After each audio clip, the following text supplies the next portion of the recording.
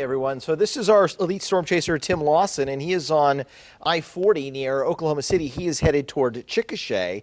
And then I want to show you this other fascinating piece of video that comes to us from KOCO in Oklahoma City, or COCO. And you'll see here, if I can get in front of the wall and point this out to you, we're going to show you the hail shaft. Now you might be able to see it. It's in the center portion of your screen, but it's going to be right there in the middle. So it's going to be right in here. As soon as I'm able to point that out to you, I will. All right, so well, not quite yet. So we're trying, but you might be able to see it. Middle part of your screen, and that's hail falling out of that large thunderstorm. And that's probably the thunderstorm as we go now to Storm Shield radar that is going to be west of Ponca City and south and west of Enid. So it's going to be right in here. That's the cell that they've been tracking most of the afternoon, and there are severe thunderstorm warnings on that cell at this time.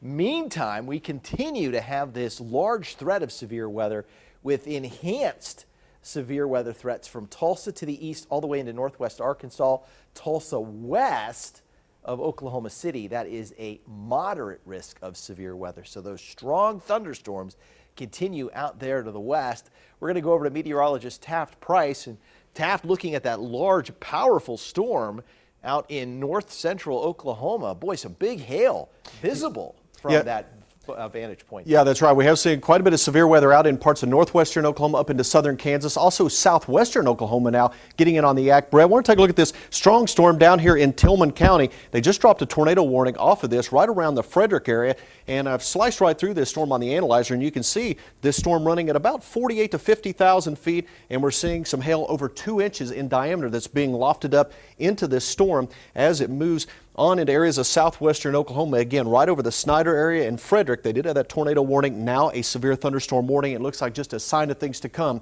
with more severe weather on the way. Well, meteorologist Brandon Woolley is going to take a look at some of the primary threats we expect as we move on through the rest of the day. Hi, Taft. Thank you so much. Now, number one on the list, large hail up to 4 inches in diameter and damaging gusts possibly up to around 80 miles per hour. And isolated tornadoes still remain possible tonight across eastern Oklahoma. So hopefully last night you got some good sleep, because it could be fairly active tonight, even in throughout the overnight hours. Brett, we're going to send it back over to you. All right, Brandon, and here's what you're talking about in terms of those wind gusts. If this is the way things start playing out, we will see Storm Shield radar fill in from north central Oklahoma back through Enid, back toward Tillman County that Taft was talking about, and west of Chickasha. And of course, our elite storm chaser, Tim Lawson, is headed right toward that cell, so we'll be able to keep an eye on that for us.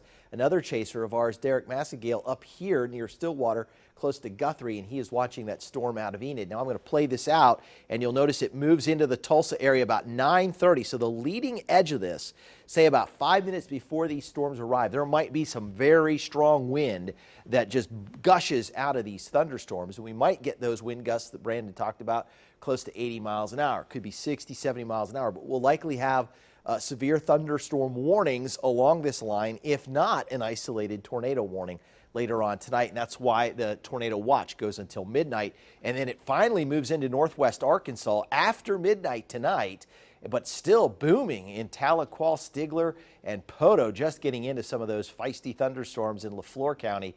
About 1 o'clock, they'll finally move out of that area between 2 and 3 in the morning. Right now, we're looking at partly cloudy skies. It's a warm and humid afternoon.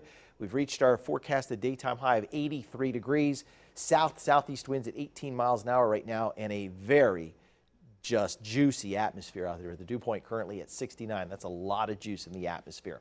So the forecast here for this evening through 10 p.m., thunderstorms with hail and wind, very possible even up through 3 a.m. Parts of green country will still be experiencing those thunderstorms.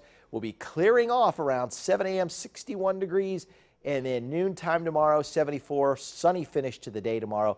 A lot quieter than today, 77, warm and breezy. High temperature around Tulsa tomorrow, 79, Okmulgee 79, lower 80s out to the east. There is an isolated thunderstorm chance from Grove to Tahlequah over toward Poto. It would be probably midday into the early afternoon before that threat moves into western Arkansas, while it's cooler and less humid at Ponca City, Stillwater, Chandler, and Shawnee. Here's the 7-day forecast. And as we take a look at Thursday morning, 51, the chance to crack open the windows, 77 Thursday afternoon, then 57 Friday morning, but by Friday afternoon into Friday evening, more rain, thunderstorms possible, 73. Right now, we'll keep things green as we don't see as much energy in the atmosphere Thursday or Friday and Saturday as we have today. Then 75 on Saturday, 76 on Sunday. And again, Souvenir Sunday on Sunday with the drillers. It looks like it will be dry for that game, 76 degrees. Monday, Tuesday, some more rain chances coming in, but notice how cool it is.